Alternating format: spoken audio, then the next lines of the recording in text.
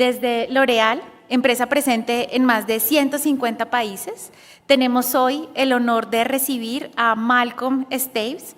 Malcon es vicepresidente global de Seguridad, Salud y Ambiente en L'Oréal y es responsable del desarrollo y la implementación de las estrategias, objetivos y sistema de gestión de L'Oréal. Asimismo, es cofundador de la serie de foros y conferencias Safety on the Edge, cuyo objetivo es fomentar el networking dentro de la profesión de salud y seguridad. Antes de dedicarse al ámbito de la salud, Malcon trabajó como ingeniero químico en construcción, siderurgia y en la industria química, en áreas de diseño y de producción. Hoy es un honor para nosotros recibirlo con su conferencia When Process Safety Meets the Hammerberg, liderazgo y cuidado genuino de las personas. Gracias, Malcon. Bienvenido. Thank you, thank you, thank you. Okay, just so I can get a feel for the audience, how many are listening to me translated with a cast? Put your hand up. How many? Okay. And put your hand down. How many are listening to me live? Wow. So, if any of you find that I speak too fast, just put your hand up, okay? So, I have a question for you all. How many people in this room like heavy metal music? Me too. I love metal. I recently was at a concert with 3 of my boys. Well, it was a festival, 4 days of metal, 4 different stages, 250 bands. I absolutely loved it. And the reason I wasn't with you yesterday was I was at a metal concert with some friends in France. So that's my apologies for not being with you yesterday. Second question, because I need to get 100% of people here. How many people here like science fiction? Ooh, not bad. Anybody heard of Star Trek? It's like Star Wars, but a little bit older. So I actually shouldn't be here on stage with you. Because what I wanted to be from very, very young was captain of my own spaceship. I wanted to fly to the moon and beyond, to the other galaxies. But the reason I'm here with you is partly because of that. So I created my career path in order to go to the moon and then to become a starship captain. I decided to be an engineer, a chemical engineer. Any chemical engineers in the room? Yes. Love you guys. So I decided to do chemical engineering, went to university. I got my flying license. I was flying a plane at 18. I had my glider pilot's license. Everything was planning. Go to university, join the university air squadron, then join the Royal Air Force, then join NASA as a test pilot. Then I was going to go to the moon, etc. However, first day at university, I queued 2 hours so I could get into the university air squadron because it was called Freshers Week. First week in university when you're there a week before the rest of the students. And I wanted to join the University Air Squadron. I was first in the queue. Got up there, and the guy said to me, he looked me in the eyes, and he said, "We're full. We've no places." But I said, "But I'm first in the queue." He says, "Yeah, we've given all those other places to people that have already joined the Royal Air Force, and are coming in to come into the university." As a result of that, I was so annoyed, I decided I wasn't going to go to the moon. But I pursued chemical engineering, went and worked in the steel industry, the aluminium industry, the construction industry, the heavy chemicals industry, and finally, for some unknown reason, I ended up in cosmetics. And I thought, I walked into L'Oréal one day, my first day at work, and you can imagine there's pictures of models, everything's beautiful. I'm used to dirty places like the steel, the aluminium, and all that kind of stuff. And I walked in and thinking, what have I done? 16 years later, I'm still there. and I realized that this was my holy grail. This gave me the opportunity to give back, and I found a subject, a profession in health and safety that just gave me sense of purpose. I don't know if any of you here feel that. You could have chosen any discipline, any profession, but when you get into health and safety or process safety and you're protecting people, you're protecting lives, there is a sense of purpose that you have. And I stayed with L'Oreal. I'd been before a plant manager in what was, have you heard of the Seveso directive? So I was plant manager at the #1 Seveso directive in the United Kingdom, where I had 150 tons of liquefied chlorine under pressure with a town of 100,000 people next door. So I know what we were talking about before and all the rest of it. I looked after, but I became plant manager, from technician to plant manager. But within L'Oreal, what I want to talk to you about now is the hummingbird, which seems a bit strange, right? We're all about design, making stuff right, making sure things don't go bang, and all the rest of it.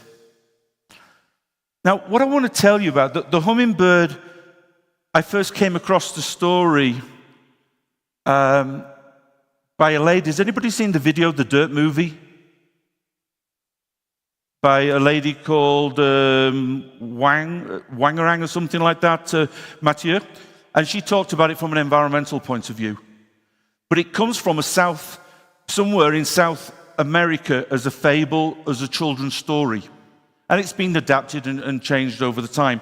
And what we did in L'Oreal at the time, I realized that I needed something that was a little bit of an icon behind health and safety, an image that maybe people would attach to.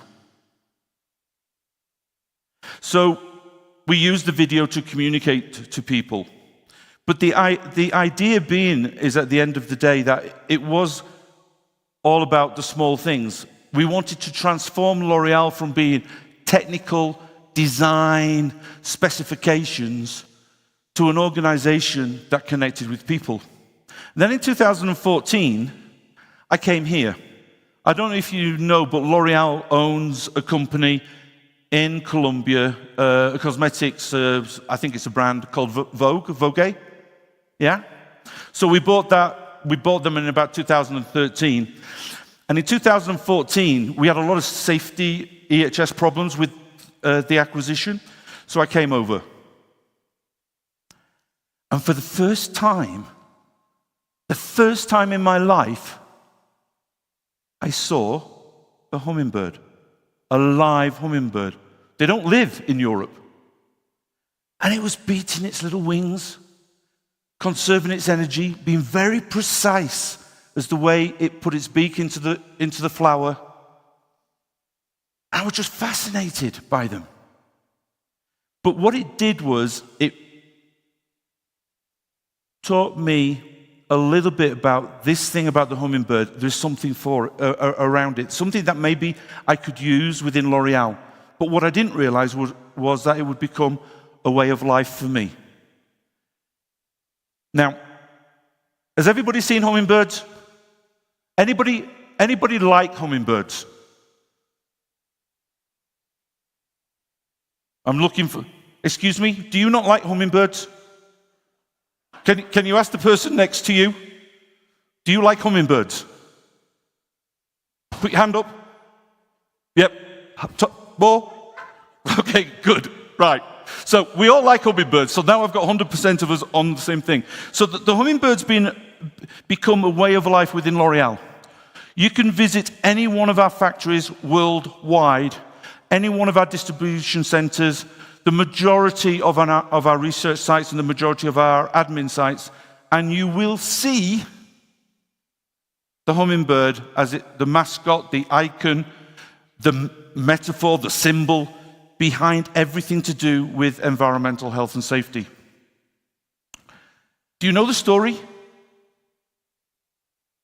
Anybody know? Anybody want to come on? No? Anybody know the story? Because you can come on stage and help me. No? So the story of the hummingbird, as legend says, or the legend of the hummingbird, is all about a forest fire. So kind of imagine with me a fire, a big fire in a forest. Now, you guys can be the animals, right? With me in this forest. Now, we've all done our exercises, our drills, and everybody's done the evacuation drills, the fire drills. So we all, in theory, will evacuate. Except for there are always some people that are left behind, right? Some people maybe, for whatever reasons, are not capable of getting out. They don't realize there's a fire. All these animals that can escape, and do what many people do now, just go, ah. And nowadays, what do you do when there's something going wrong? You get your iPhone out, you take a picture, and you put it on Instagram. Or you do a video, because that's what everybody does. So you've got all these animals now in the modern world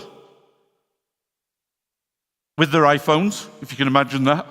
The lions, the zebras, the elephants, all with their iPhones, taking pictures, except for the hummingbird.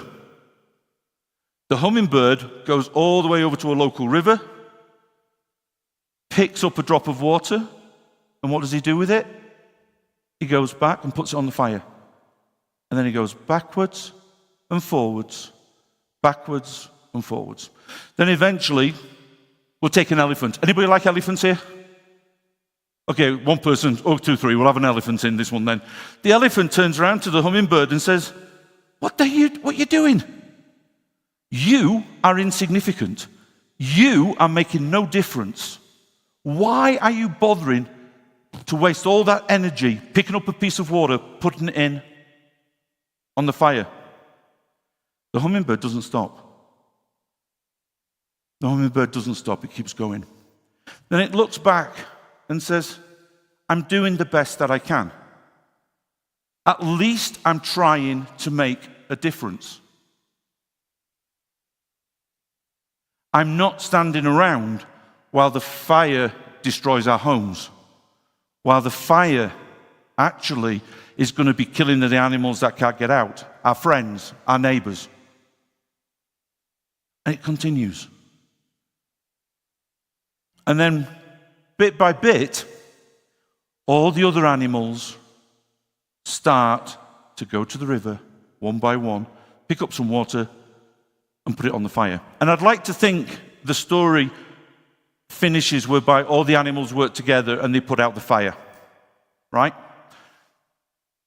But that little hummingbird was not insignificant, right? It actually showed a leadership of care whereby the other animals followed the hummingbird. It influenced, not by authority, but by action, by small action. Small actions that were making no difference until everybody in this room, can you imagine that? If there was a little fire here and I was trying to put it out with my bottle of water, hopefully eventually you would all come and help me. Or think about an environmental situation whereby you're going around a site and because you're senior people, you pick up a piece of paper off the ground or a piece of wood, and then the plant manager follows you, and then once the plant manager does it, somebody else does it. So it's not just us. It could next be 10,000 people. It could be 1 million people. Why not more? And 1 million people that pick up a little bit of litter, or do a little bit, give a person a little bit of kindness, or do something good for safety by identifying something at site level. That's a lot. That's a lot when you think about what we could do globally. And that is what the hummingbird teaches us. Now,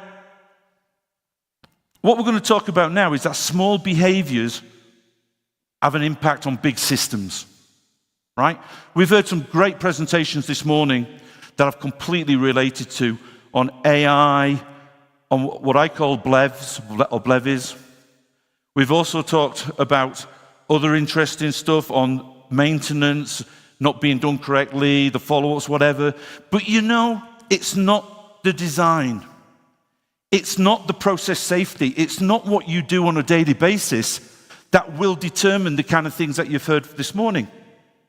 It goes wrong because of people. It goes wrong because people do not, for example, report something. When we look at the hummingbird story and the forest fire, think of the fire as your hazard, your process hazard, whatever, or risk. Think of the hummingbird as your employees. Just think what you could do if every single employee was using their eyes and their ears looking for something potentially that could go wrong. Not had go wrong. So we're not talking about a near miss. We're not talking about first aid. We're not talking about a leak. We're talking about something that could go wrong because I see an improvement opportunity.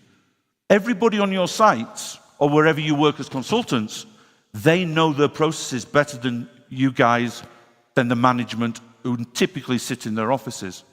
So the question is, how do you create and extend to process safety management? How do you involve people? Not because they may make mistakes, not because of human error, human factors, but because they know how things work. They know and they see opportunities for improvement. But very often, your management, the management, don't create a culture that allows that. What we get into is what I call organizational complacency. Well, I reported it to my boss once. I thought that something wasn't quite right. He did nothing. I then came back a week later and I said to him, I still think there's something wrong here. My boss did nothing. Do you think I would go back a third time? Probably not. So how do you create that type of environment that when people see something potentially going wrong, they report and do something about it? Because the hummingbird approach, when it comes to process safety, is every act counts. Every single pair of eyes, pair of ears of every single employee could be a way of averting a major disaster in the future. So how do you create a culture whereby people speak up and are listened to? And how do you create a culture where leadership listens and does something about it? Quick digression. I like digressions. Everybody okay? Yeah? We're going okay so far? Thumbs up or thumbs down? Okay, this lady here is my monitor. We had an agreement before that if I was going off track because this is a little bit different, she was going to go like this at me. But I've just looked at her and we got thumbs up? All right, we're good. So it's how we create that as a supplement to all the good work that we do as chemical engineers, as process design people. How do we get and use the ears and eyes of every single employee and get management to do something about it? So, when I look at the hummingbird, and we were talking about the way it's designed, its intent, it's very precise at what it does, and it has to be consistent. If you see it when it goes going around the flowers and all the rest of it, it's exactly the solution that we need in process safety. It's exactly the type of symbol that could take process safety to the next level, assuming that most of your facilities have got the design right, it's been designed by competent people, they've done the PHA, they've done the HAZOPs. Everybody know HAZOP? Anybody? Yeah? Does anybody know the person who actually invented HAZOP? Anybody know the guy? It was a guy called Trevor Kletz. Trevor Kletz? Let me tell you something. Don't record this, right? I'm so old, Trevor Kletz was actually my professor at university. So that's my claim to stardom, right? So all of these things, intent and design, precision and consistency, are what we need to do in process safety as chemical engineers. But it also is something that's important to the hummingbird. And if you link the hummingbird into process safety, then you can start to touch the hearts and minds of every single employee. It's not a chore. It's not an obligation. It's all about saving lives. Anybody here work in occupational health and safety? Right. Put your hand up as well if you also do process safety and occupational health and safety. Okay, I do both. Occupational health and safety, when it goes wrong, how many people do I kill, typically? 1. When process safety goes wrong, how many people do I kill? So we should be putting more time and effort into developing the human aspect of getting people on board and using the eyes and ears of every single employee for process safety than we should in occupational health and safety. So ask yourself the question, if you go to your occupational health and safety department, they're probably working on behavior or HOP, human, organizational and performance, or as it used to be called, human factors or ergonomics or whatever. Do we in process safety? Or are we just happy to design it and put it out there and forget about the human aspect? It's a question. The thing is with, anybody know James Reason? Anybody heard of James Reason? You know he died, unfortunately, last year. But if you follow Safety on the Edge, you'll know that we gave him a Lifetime Achievement Award when he was still alive. He accepted it. He sent somebody over to receive it, a guy called David Woods, who was part of HRO, one of the pioneers of HRO, high reliability organizations out of Berkeley. And in Safety on the Edge, SOTI now, we actually have a James Reason Award. But this is one of the guys, if you've never read any of his books, and I'm sure they're translated into Spanish, you should read James Reason. Everything that you see happening today with respect to human factors, HOP, behavioral-based safety or whatever, comes from James Reason and his foresight. But barriers fail very quietly, right? People don't trust instruments at the end of the day sometimes. They trust their gut feeling. That's always been orange, but it's never been a problem. That's always been, that pump's always been a little bit shaky, but it's been fine. We've never had a problem. That alarm's never worked, but we've never had a problem. It's not your design, it's not our design that's the problem. It is the way humans react to certain situations. Weak signals as well. How do you, within process safety, and weak signals is all about the hummingbird approach, the small little items. How do you make sure that those weak signals of things going potentially wrong or starting to go wrong, but there's been no major incident, are captured and dealt with by your management? If I had time, and maybe if one of you ask a question at the end, and you can, maybe I'll tell you how we've designed programs within L'Oreal that deal with identification of weak signals using every single employee's ears and eyes. But weak signals are important and we forget about them. And when you think about most of the explosions and the major events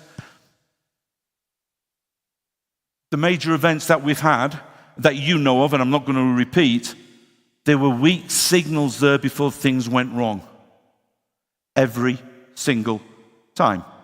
Sometimes they were reported and leadership ignored. And that I'll talk about a little bit later. Anybody heard of this? Psychological safety?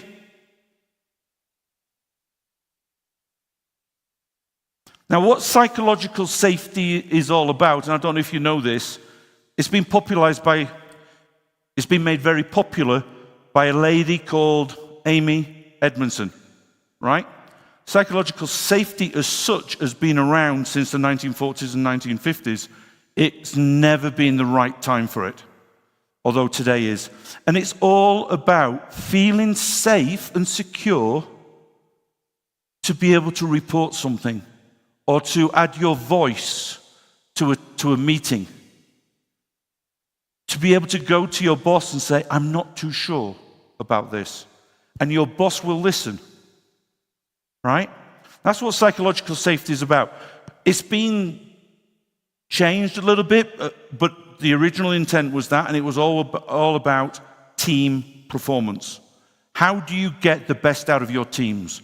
When the rookie, the new person, is so quiet. doesn't want to say anything. They're not too sure, but they have a feeling that that's not quite right. How do you get them to express themselves? How do you get them to present their proposal? You remember when you were in the meeting, when you were younger? We were all younger. And you had this idea, and you presented it, and your boss said, "Don't be so stupid. That'll never work. You're not experienced. You don't know what you're talking about." Next time you said nothing.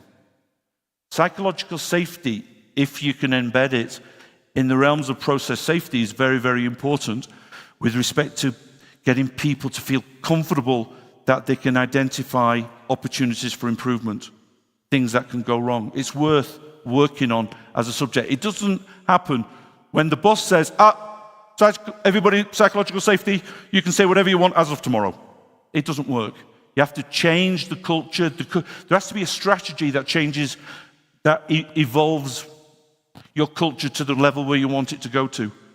In L'Oreal, we started putting in programs for psychological safety in health and safety in about 2012-14 with a number of programs that we put in place. We didn't call it psychological safety, but it was the idea. It needs strategy from you. It needs strategy from the people that you work with to say, okay, how do we achieve this objective of getting people to identify weak signals in our sites?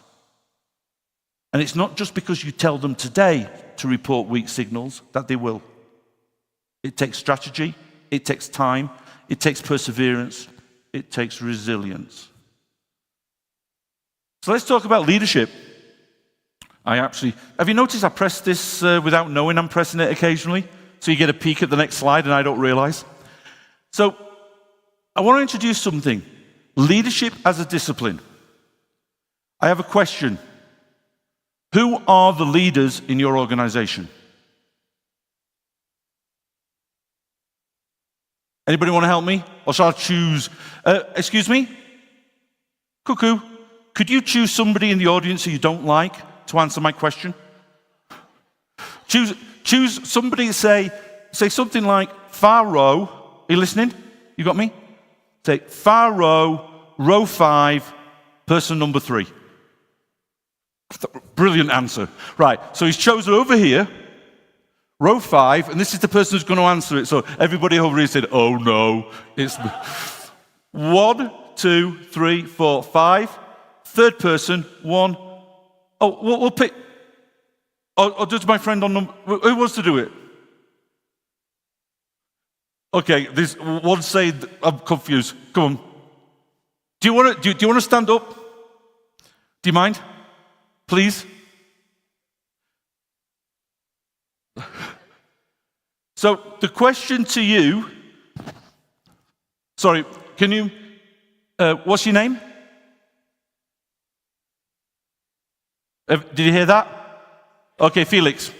Can you tell me in your organization who are the leaders?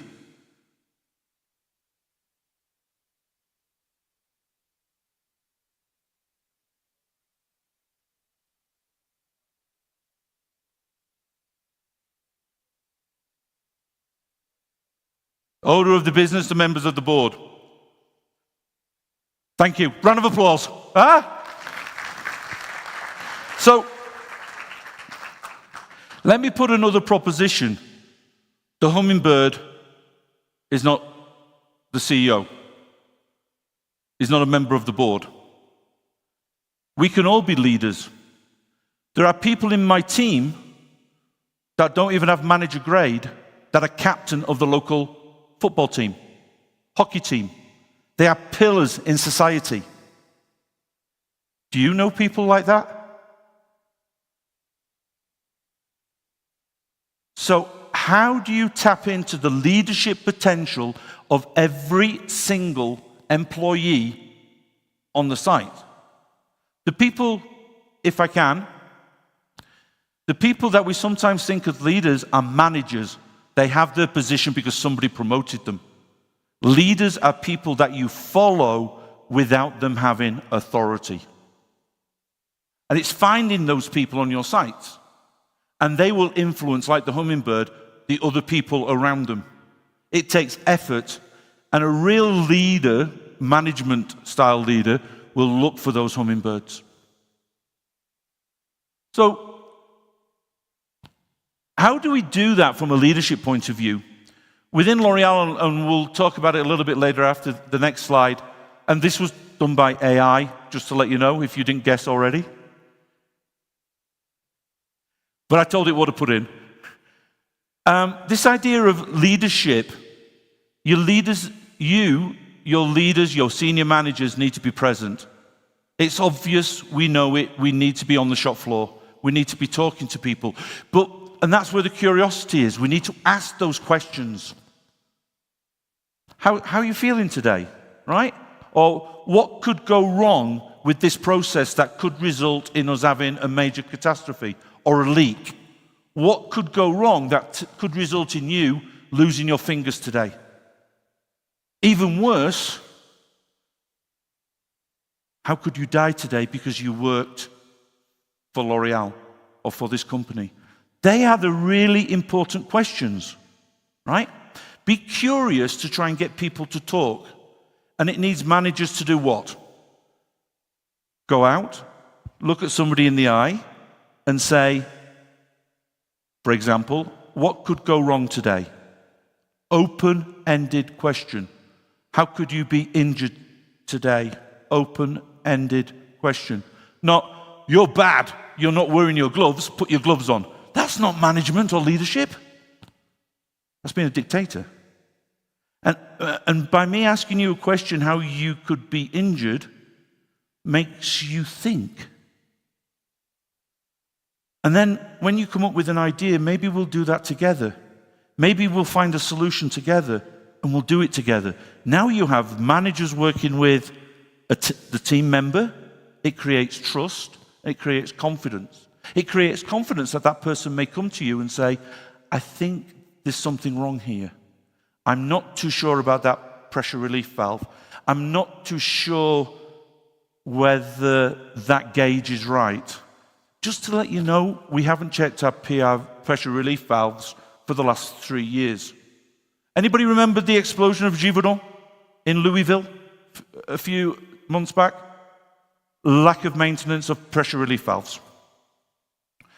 And then we need to be human.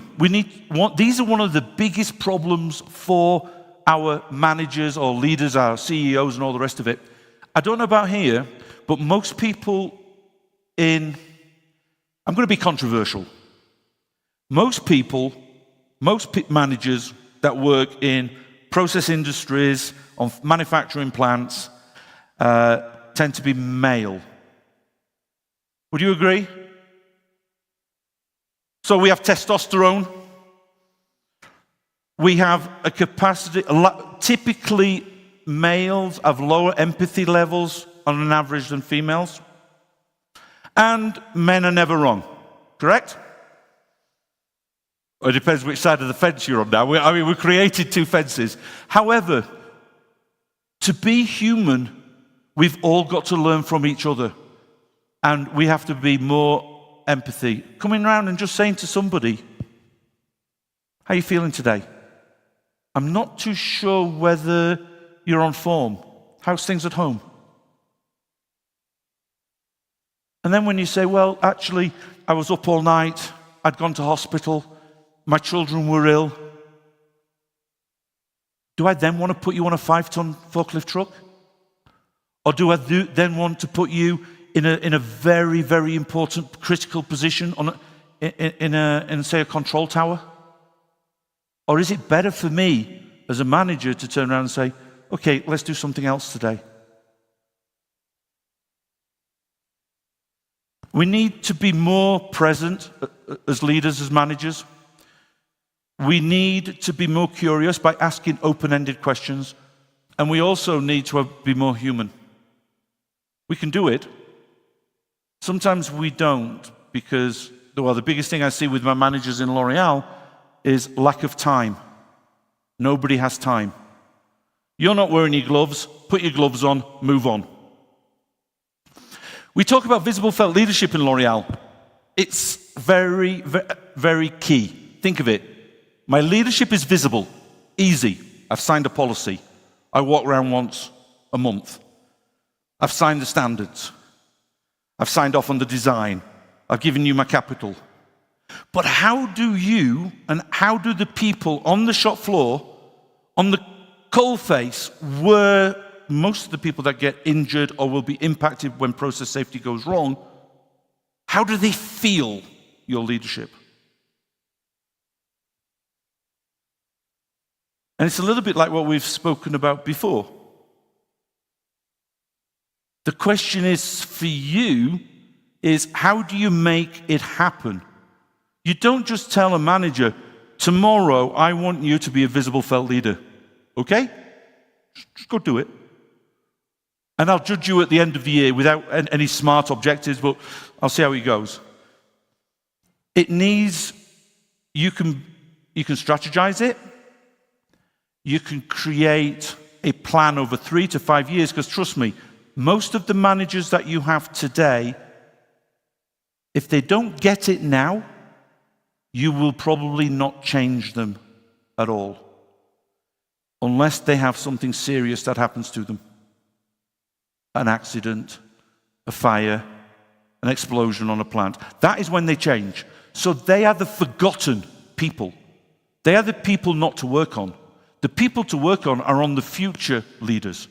The people that are going to be promoted into their position in 2 to 3 years' time. So that when they arrive, process safety is just a way of life. Visible felt leadership is just a way of life. You control those that are in place at the moment by really good, tight risk management, almost top-down, focusing on how do you kill people, how do you have irreversible accidents, how we're going to get a significant impact on the company or whatever. Don't focus on first aid cases, near misses, unless they were potentially much more serious. Because these people haven't got time to focus on little things. But if you talk about and look people in the eye and say, I'm going to do it with Laura here, how are you going to die today because you came to L'Oreal? I don't want you to answer. Or how are you going to lose your fingers? Or how are you going to go home in a coffin? They are the questions that matter, not how are you going to have a little first aid today? And then when it comes to root cause analysis, how many people, everybody says we should do root cause analysis on near misses, maybe medical treatment, losses, leaks, or whatever. The problem is we then turn around and say line managers to do it. They have no time. You need to help them prioritize. We in L'Oreal, as an example, we would take a near miss or a first aid case and we will say, was it potentially more serious? Was it potentially an amputation? Was it potentially multiple deaths? Was it potentially a death? But it's only a first aid case. Yes, but we were lucky. And that's the shift we all have to make. Because we will lose credibility if we do lots and lots of RCAs on the little things. You should focus on the serious events plus the potential serious incidents. Is that pretty clear what I mean by potential serious? Yeah? Have I lost you now? Okay, we're still going okay. Oh, we're still doing okay. Right. So, and one of the ways to create this psychological safe environment where you identify things before they go wrong and you can investigate them because potentially if it did go wrong we would kill somebody is through visible felt leadership. And we've had programs in place in L'Oreal for 15 years that now, honestly, it's part of our DNA. It was hard work when we put it in place. We had to force it in. We had to do training worldwide. We had to put in place KPIs, objectives, and all the rest of it. Now, it's just who we are as a leader, as we would call it as a manager.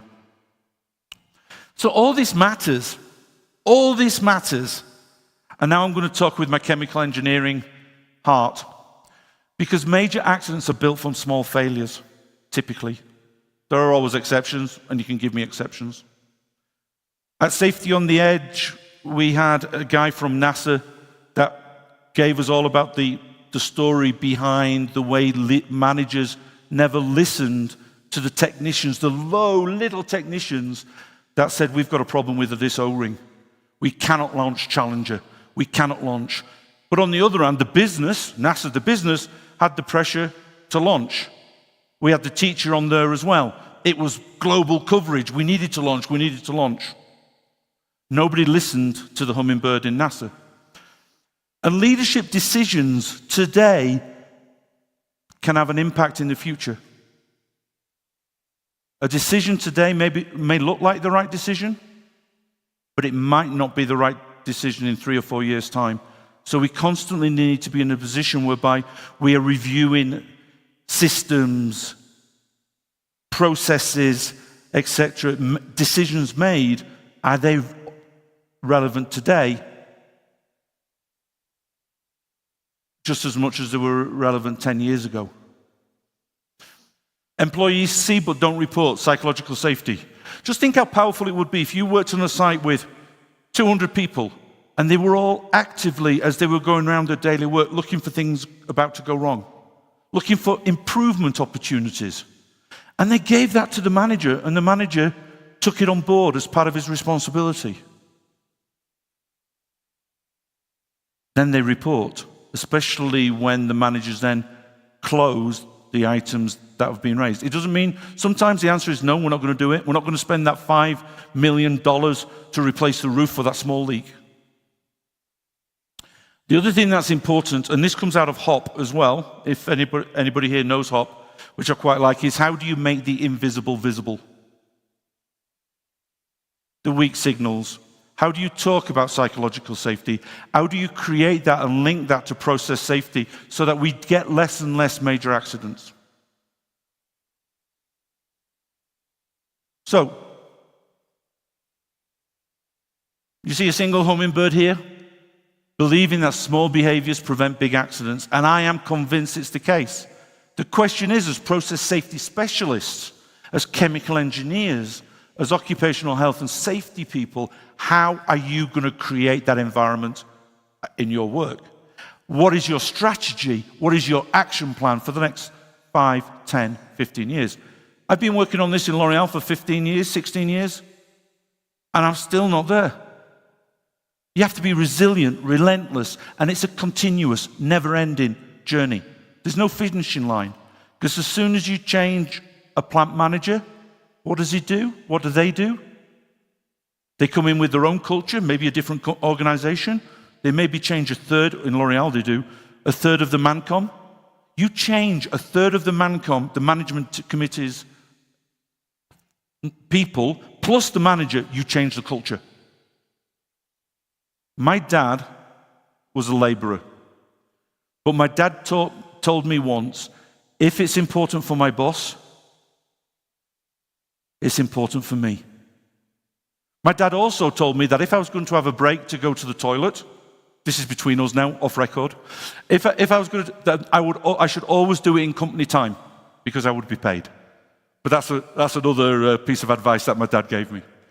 However, this is what we all need to be aiming for, because we can all make a difference. We can all be hummingbirds, every single one of you here. But the question is, how do you create the hummingbirds in your organizations? How do you create those people that say, you know something, I'm not too sure about this, I'm going to talk to my boss? How do you create a leadership that says, thank you very much, I'll look into it, and not, I haven't got time? How do you do that?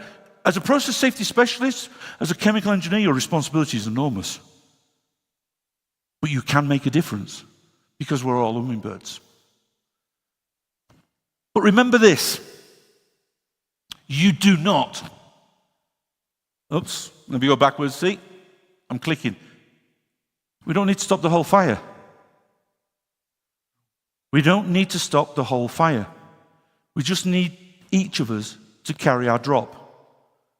If every single one of us does something every single day, or whenever, hopefully the world will be a little bit better because of that single action that we've done. Process safety, occupational health, even mental health, even being kind to people. Don't you hate it when you're going into the shopping mall, the shopping center, you're walking behind the person and they let the dog go in your face? It costs nothing to keep the door open for them. Be generous. We all can carry our drop, and we can all make a difference. So with that, I would like to say thank you very much. I've enjoyed being here. Thank you very much to M&S for inviting me and allowing me to come over from Paris. And hopefully, if you've not yet got the message, maybe I just might see some of you on the virtual Safety on the Edge next year, which was live streamed into Latin America. So, thank you.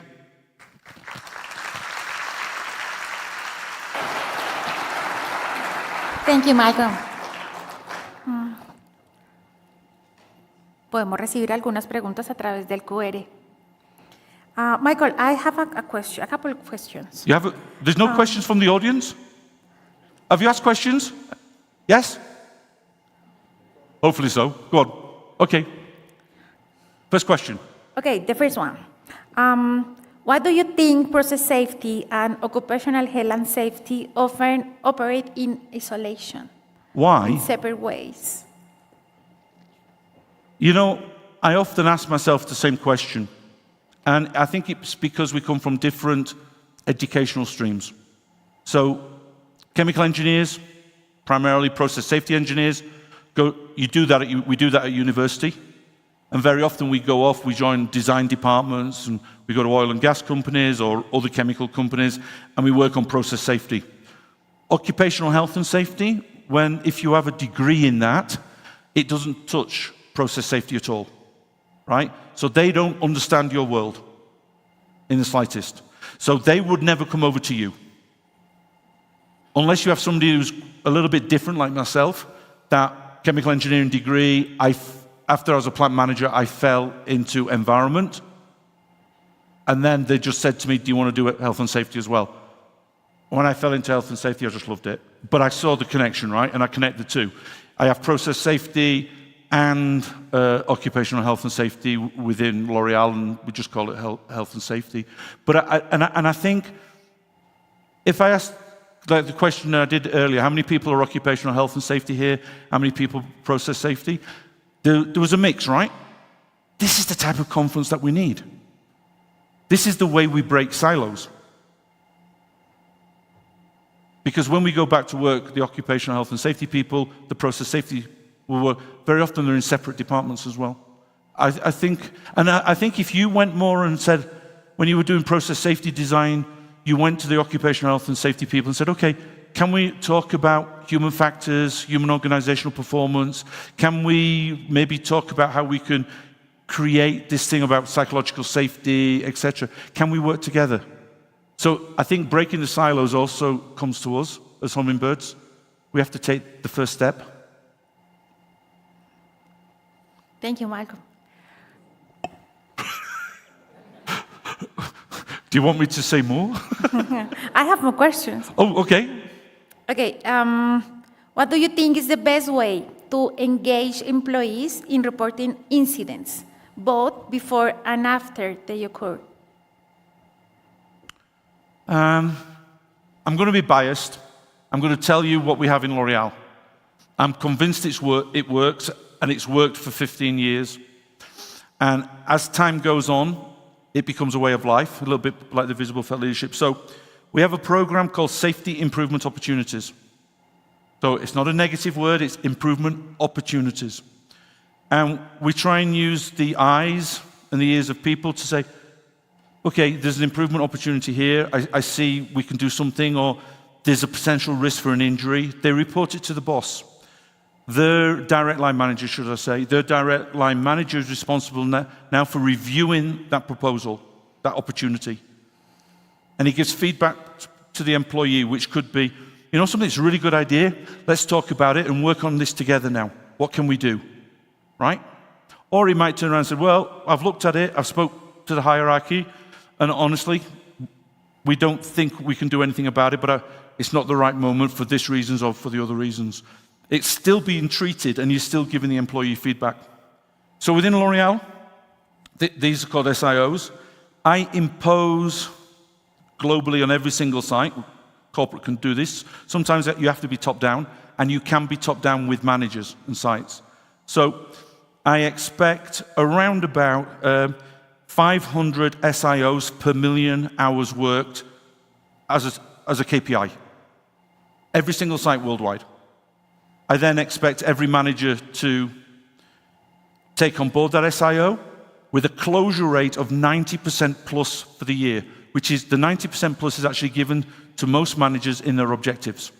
Anybody know why 90%? No, I don't know why either. However, what I do know is 10% says management are rubbish. There's no credibility because whatever I send up to managers, they do nothing with it. 90% seemed a reasonable kind of figure.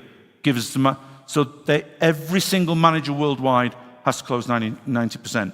Last year, 93% closure.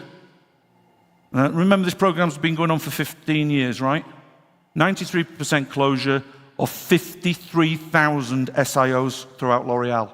That's 53,000 items, or 90% of, call it 45, whereby we've sorted something out before there's even been an accident or an incident. That's culture. We're not waiting for it. We don't even know whether something would happen. But the employee is really happy. Wow, L'Oreal listened to me. My boss listened to me. My boss actually did something about it. I feel empowered. And next time I see something, I'm going to report it. Because I can make a difference. It's called the SIO program. If you're interested afterwards, we have a booklet in L'Oreal with all our major programs in, which describes how they work. The Visible Felt Leadership program, which is called Measure, Managing Efficiently Safety Using Recognition. And the SIO, I'm quite happy to give you a copy that you can give out to everybody, and then they can get more information. But you know, when you want to do something like this, you have to be resilient. You can't give up, because if you want to go global, 100,000 people, you're going to get resistance. We really appreciate it if you share that document. Does anybody want the book? Okay, sold. I'll get it to you. And a final one. What do you think is the biggest challenge you see nowadays in process safety? Have this challenge changed in the last decade?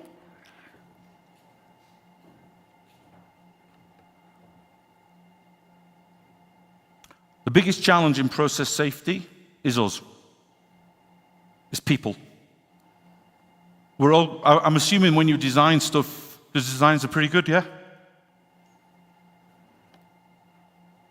I think the biggest challenge going forward is how we get more and more into understanding people, bring in neuroscience, bring in psychological safety, bring in those things that are not design, hardware, but the software that work on people and get people to report on things.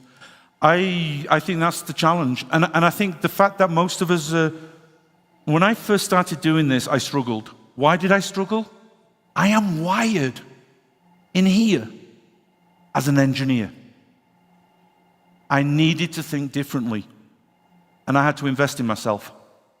Could you imagine me? I could not have done the presentation to you guys, you people, on a hummingbird? Seriously? Process safety, hummingbird? I could not have done that 15 years ago because I was wired differently. But I invested in myself, understood more about psychology, human performance, neuroscience. Say, okay, how do I get those people to make the right kind of decisions at the right moment? And we talk about safety. Everybody talks about safety culture. I know we're at zero. Can I say this? You sure? Everybody talks about safety culture, right? Ask yourself the question, what is safety culture? What are you trying to achieve? Safety culture very often is a bit nebulous. In L'Oreal, we use the word safety culture because that's what the people like to hear. The senior managers, it sounds good. Everybody's working on safety culture. What we're actually working on, by the programs we put in place, and we have this approach which is the right tool at the right time, depending on your maturity, cultural maturity. So some sites are doing different programs to other sites, depending on how far advanced they are on the culture. We work on risk-searching culture. Our programs are in place to take every individual L'Oreal person on a journey of seeing risk, identifying risk for themselves when you're not there, when the design fails, when they're out at home, our Safe at Work, Safe at Home program. And that is the strategy we put in place. We have put programs in place that we call safety culture, but in reality, it is risk-searching culture and how we transform every single individual into a risk manager at work and at home. I'm sorry, I've gone over time. Yeah, that's all the time we have for now. I apologize to whoever's on next, right? Thank you, Malcolm.